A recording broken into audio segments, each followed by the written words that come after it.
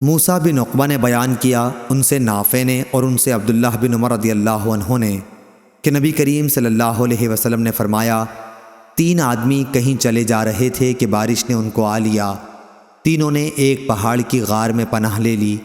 اچانک اوپر سے ایک چٹان غار کے سامنے آ گری اور انہیں غار کے اندر بالکل بند کر دیا۔ اب ان میں سے بعض لوگوں نے کہا کہ تم اب اپنے ایسے کاموں کو یاد کرو جنہیں تم نے خالص اللہ تعالیٰ کے لیے کیا ہو، اور اسی کام کا واسطہ دے کر اللہ تعالیٰ سے دعا کرو، ممکن ہے اس طرح اللہ تعالیٰ تمہاری اس مصیبت کو ٹال دے۔ چنانچہ ایک شخص نے دعا شروع کی، اے اللہ، میرے والدین بہت بوڑھے تھے اور میرے چھوٹے چھوٹے بچے بھی تھے۔ میں ان کے لیے جانور چرایا کرتا تھا، پھر جب واپس ہوتا تو دودھ دوہتا۔ سب سے پہلے اپنی اولاد سے بھی پہلے میں والدین ہی کو دودھ پلاتا تھا۔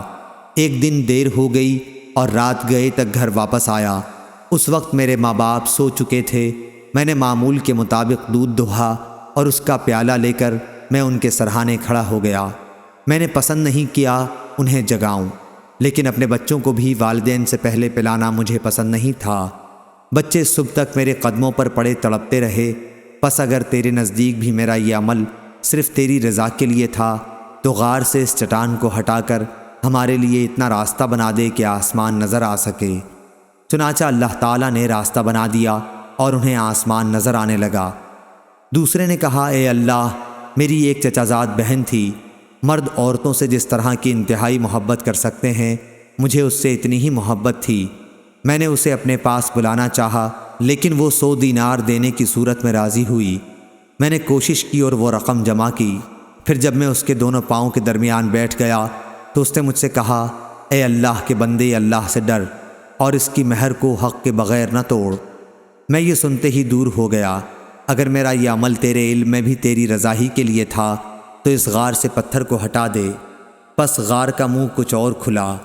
اب تیسرا بولا کہ اے اللہ، میں نے ایک مزدور 3 فرق چاول کی مزدوری پر مقرر کیا تھا۔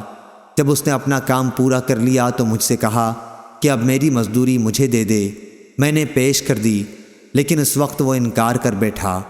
پھر میں برابر اس کی اجرت پر کاشت کرتا رہا۔ اس کے نتیجے میں بڑھنے سے بیل اور چرواہے میرے پاس جمع ہو گئے۔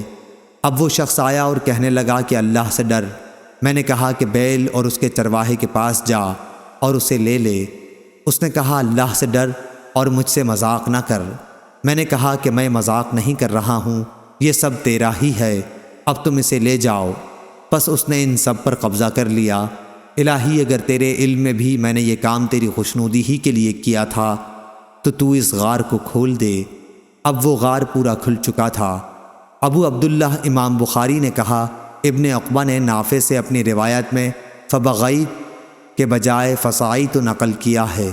صحیح بخاری حدیث نمبر 2333۔